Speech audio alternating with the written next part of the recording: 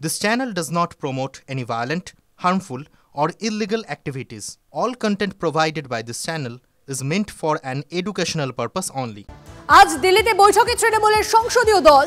দিল্লিতে তৃণমূল দপ্তরে জরুরি বৈঠকের ডাক, সব সাংসদদের উপস্থিত থাকার নির্দেশ।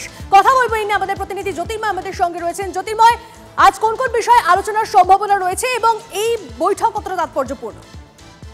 দেখো, কি কারণে এই বৈঠক ডাকা হয়েছে তা এখনো পর্যন্ত তৃণমূলের তরফ থেকে স্পষ্ট করা হয়নি। তবে কয়েকটি ঘটনার ডেভেলপমেন্ট তা যথেষ্ট গুরুত্বপূর্ণ। আমরা জানি যে অভিষেক বন্দ্যোপাধ্যায় এই মুহূর্তে যে সংসদীয় দল তারা দেশের বিভিন্ন প্রান্তে ঘুরে অপারেশন সিঁদুর নিয়ে দেশের অবস্থান তুলে ধরছে, তার মধ্যে অভিষেক বন্দ্যোপাধ্যায় সেই টিমের অন্যতম একজন সদস্য।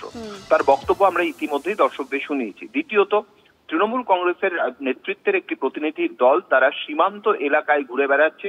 তারা পুঞ্চ, রাজৌরি সহ বিভিন্ন জায়গায় গিয়েছে এবং সেখানে যারা পাকিস্তানের গোলাবর্ষণে আহত হয়েছে শুধুমাত্র তাদের সঙ্গে কথা বলেনি, তাদেরকে পুনর্বাসনের জন্য সরকারের তরফ থেকে, প্রশাসনের তরফ থেকে কি পদক্ষেপ করা হচ্ছে সেই বিষয়গুলিও তারা খতিয়ে দেখে তৃণমূল নেত্রীকে রিপোর্ট জমা দিয়েছে।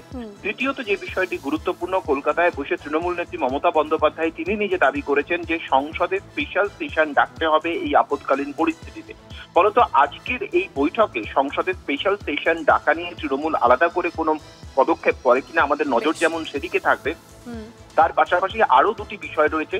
প্রথমত কেন্দ্রীয় বঞ্চনার ইস্যু, দ্বিতীয়ত রাজ্যের বিধানসভায় যে সমস্ত বিলগুলি পাশ হয়েছে যা রাজ্যপাল এবং রাষ্ট্রপতির কাছে রয়েছে সেই ধরনের বিল ক্লিয়ার করার ক্ষেত্রেও কিন্তু দীর্ঘদিন ধরে রাষ্ট্রপতি এবং রাজ্যপালের কাছে দরবার করছে তৃণমূল কংগ্রেস এবং তারা দিল্লিতে কর্মসূচি দিচ্ছে।